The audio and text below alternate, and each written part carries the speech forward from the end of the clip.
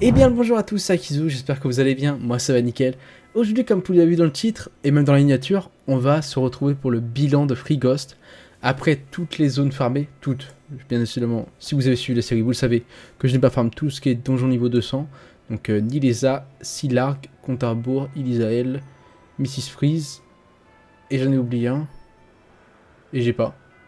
Et j'ai oublié, c'est pas grave, vous me le direz en commentaire. Oh merde, Clim, le Clim, je l'ai, sur le bout de la langue. Et puis du coup, à part ces 5 donjons-là... Ah non, j'ai menti. Je sais pas si on le compte vraiment dans l'île Frigos, si. Du coup, le Protozoaire, qui est un donjon qui a l'air super chiant, j'ai jamais fait. Et j'avais pas envie de le faire. Au niveau de l'île de Sakai, je ferai ça dans une autre série, on va dire. Enfin, c'est une série de farm mineurs. Mais si vous voulez, j'essaierai de faire, je vous spoil, toutes les îles. Donc, île Sakai, Minotaur, Nimotopia. Quoi d'autre, Dramak également. On fera ça dans une espèce de série regroupée. Pas faire que que genre l'île de Sakai parce qu'avec une zone un donjon. Vous voyez ce que je veux dire. Enfin bref. Aujourd'hui on est là pour parler de Free Ghost. Donc déjà, vous vous rappelez, on avait du coup droppé 20 péricubes dans les zones du coup Forêt Pain Perdu, Lac de Gelée, et puis également Champ de Glace, Digi-Royal Moot et Digimons Royal. Je savais pas, je pensais qu'on en droppait du coup que dans le lac gelé, mais du coup c'était une belle surprise.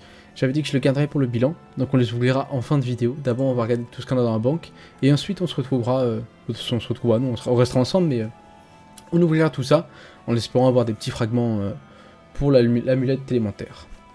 Au niveau de la banque du coup, j'avais tout stocké sur le Yop comme d'habitude. On a déjà 176 kamas pour l'ouvrir, donc ça peut être un peu révélateur. J'ouvre ça, et on se retrouve du coup avec 830 000 kamas bruts. Ça honnêtement c'est très très nice, ça régale.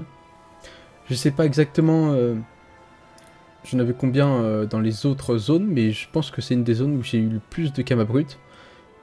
Par rapport à la taille, j'en ai pas fait tant que ça hein, de zones. Ce qui fait que ça régale vraiment honnêtement. J'ai pensé à capturer pas mal de boss, donc l'ours céleste, Colosso, Coriandre, Royal Moot. Le monstre royal j'avais pu, etc. J'en ai racheté du coup que pour le Coriandre, parce que bon le Coriandre c'était une capture qui était vraiment intéressante. Également j'ai 6 sachets d'aubergine que j'ai pas ouvert, je sais pas ce que j'ai branlé. Et du coup au niveau des ressources, on en a pas mal, beaucoup de sortes différentes, je vais faire plus moyen du lot. Et on le voit, sur Free Ghost, les ressources qui valent le plus cher, ce sont les viandes, à quasiment à chaque fois. On a les viandes noires en première position pour 800 000, viande maigre 600 000, viande macérée 500 000, saignante 500 000, exudative 400 000, et gâtée 340 000. Sachant que j'ai aussi les viandes de brousse et les viandes persillées, mais elles coûtent vraiment pas cher celles-là. Pareil pour les viandes fraîches, bon ça coûte un peu plus cher, mais on en a que pour 200 000 que, entre guillemets. Et également on peut voir que une zone qui est assez rentable, on aperçoit 4 ressources qui sont vraiment au-dessus, même 5 si on compte ça, et bah c'est la zone des larmes d'Oroniclide. Et honnêtement j'aurais jamais pensé à cette zone, si on me demandait quelle zone sera la plus rentable. On a les pierres de ton mystique, les résidus de sol tafaré, les cœurs de crapeur, les artefacts de fumirol, également les vertèbres obsidiennes qui coûtaient très très cher. Et franchement, je m'attendais à rien de cette zone et je suis refait. Au niveau des molaires de Bléry, je connaissais déjà la ressource, j'avais fait un almanach un jour, j'avais vu que ça coûtait très cher et que c'était assez simple à drop. Donc on a chopé quand même 63 en mineur, enfin un peu plus du coup avec le donjon, mais pour 165 000. Les cures de glagon, c'est une masterclass. Malheureusement, comme je suis pas très efficace, j'en ai pas farmé autant que je voulais. Bon ça c'est connu, ça aussi c'est une ressource qui vaut très cher. Également les aubergines, ça franchement c'est un régal, ça se drop tout seul, des petits sachets par-ci par-là, et ça coûte toujours très cher, je sais pas trop vous dire pourquoi. Sinon on a quand même pas mal de bouffe mout, honnêtement, je sais pas ce que ça fout là, pourquoi c'est aussi cher, peut-être que personne farme la zone aussi. Et puis après au niveau des ressources, c'est assez varié en fait. À part les ressources le plus haut, qu'on a beaucoup de larmes d'Oroniclide et de viande, les autres c'est assez varié. Pas mal d'Occam qui se repaient quasiment partout, mais ça vaut rien, ça, c'est pas très utile, c'est surtout des crafts de quête en fait, et quelques pains, mais c'est pas non plus une ressource qui est très intéressante. Après je vous laisse regarder un peu tout ce qu'on a pu obtenir. Honnêtement, moi j'ai adoré fameux Free Ghost, c'est vraiment une zone qui m'a rappelé énormément de souvenirs. J'ai toujours adoré farm cette zone, que ce soit en étant en tant que Sasa. Je me rappelle, je me tapais des journées, des après-midi entières à passer mes tours dans le DJRM pour up, parce qu'avant il y avait que ça en vrai. Quelques fois on allait à la forêt des mains perdues, mais en général c'était soit Bourgade avec un Sacrio AA, soit dans les plaines de Boufmout, soit le JRM, hein, et c'était franchement trop bien. Également, dans cette série, j'ai découvert qu'il y avait du pain. J'avais pas encore vu la ressource, c'est depuis qu'il y a Albuera. Donc ça aussi, c'est une zone que j'ai assez hâte de découvrir. J'ai jamais mis les pieds là-bas. Donc franchement, j'ai bien hâte. La futaie enneigée, elle est vraiment jolie. Après, à voir si je fais les donjons vraiment haut niveau. Parce que bon, une zone, un donjon niveau 200, vous savez, mon talent avec ça. Pareil, si mort, c'était une panneau qui était assez drôle à la sortie, ça avait fait rager pas mal de gens. Mais j'ai jamais testé. Et puis j'ai hâte de voir ça. Sinon, moi du coup, je vais ouvrir tous les APW Cubes avec tous mes persos. Je vais mettre les chats comme ça. Hop, je fais ça très rapidement. Et puis on va les ouvrir à la chaîne. Et je vous retrouverai ensuite pour découvrir tout le loot. De toute façon, vous le verrez dans le chat juste en bas. Je vais les ouvrir un par un. Et puis on se retrouve du coup pour débriefer un peu de toute cette ouverture.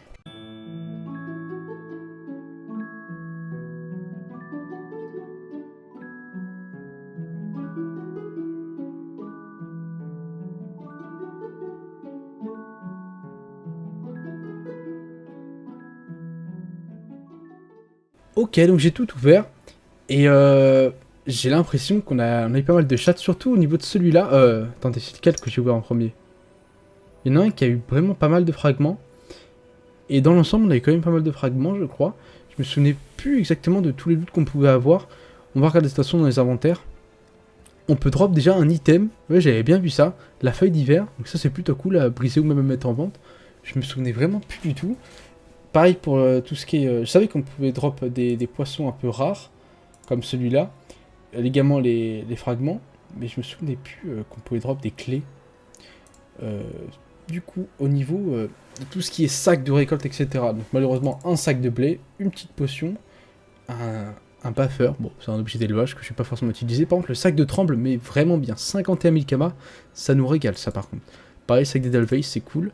Le Shikukax cerise, qui donne un peu un truc des merdes. Quelques potions, c'est vraiment rien d'intéressant. Un autre averget. Par contre, ça c'est cool. Le sac d'or, ça nous met bien. Et au niveau des ressources, du coup. Et ouais, j'ai eu vraiment beaucoup de chance avec le Yop. Hein. Sur 20 APW Cubes, j'ai chopé 5 fragments. Bon, un qui est le même. Ce qui fait on est quand même pas mal. Et honnêtement, je suis refait. Au niveau du Yop, on a chopé un poisson rare, 2 clés d'objet qui coûtent super cher, 5 fragments et puis 50 boîtes tremble, 132 000 honnêtement. Ça met plutôt bien pareil pour l'or qui coûte pas mal cher. Au niveau je sais pas c'est qui, le Nunu. Qu'est-ce qu'on a drop? Alors déjà, pas de feuilles d'hiver pour lui. Un sac d'avoine, un sac d'or, Dracofesse en cuir, Puffer en bambou également, deux petites potions qui sont un peu aux F. Au niveau des ressources, du coup, on a seulement, entre guillemets, 3 fragments qui sont pas les mêmes. J'ai pas ces deux-là, par contre, le premier fragment, j'en ai 3 du coup. Lui, par contre, a droppé 3 clés différentes, donc ça peut être sympa. Un sac d'or également, c'est plutôt cool. Et puis après, les autres trucs, c'est un peu aux F. Au niveau du coup du CRA, j'ai droppé une baguette de glace, ok, je connaissais pas cet item, également une feuille d'hiver, ok, du coup, un sac de poisson pané, après des trucs un peu OZEF, des objets d'élevage, lui n'a pas l'air d'avoir été très chanceux malheureusement, et au niveau des fragments, j'en ai chopé quand même 4, encore un premier fragment de feu malheureusement, et oh bah tiens, j'ai pas rangé ça, et puis sinon un peu OZEF, mais les fragments coûtent pas mal cher là, j'ai eu un peu de chat, et le dernier, du coup, au niveau de l'Eniripsa, j'ai droppé alors un pic à glace, plutôt cool. Il a l'air d'être bon jet en plus. Hein. Ouais, on n'est pas si mal en vrai. On a pas mal de caractéristiques max. Je pense que je vais le briser de toute façon. Une baguette de glace également. Au niveau des consommables, j'ai rien d'intéressant. Dragofesse, potion. Ouais, rien d'intéressant. Donc peut-être qu'on aura de la chatte sur les fragments. J'ai pas regardé ça vraiment. Alors une potion de tsunami à 15 000 kamas. Encore des fragments de feu premier. J'en ai 6 en tout. Sinon 2 fragments d'eau. Et sinon rien de très intéressant sur celui-là, ce qui fait qu'on a quand même été pas mal chanceux. Également, j'ai eu un succès sur tous mes persos, gain de 10 000 kamas plus 10 plumes de Timanceau et 1 million d'XP, c'est vraiment cool. Ce qui fait que cette petite ouverture d'APOQ m'a mis franchement bien. Et honnêtement, du coup, je pense qu'on monte à plus de 12 millions avec les APW Cubes, avec tous les fragments qu'on a eu. Là, on en a pour 350 000, 1 million du coup, 1 million 250 000. Ouais, on est à 2 millions de plus, même on s'approche des 12 millions 500 000, je pense. C'est vraiment nice, honnêtement, je m'attendais pas à en avoir autant. Je pensais pas que c'était un taux si faible, enfin si faible.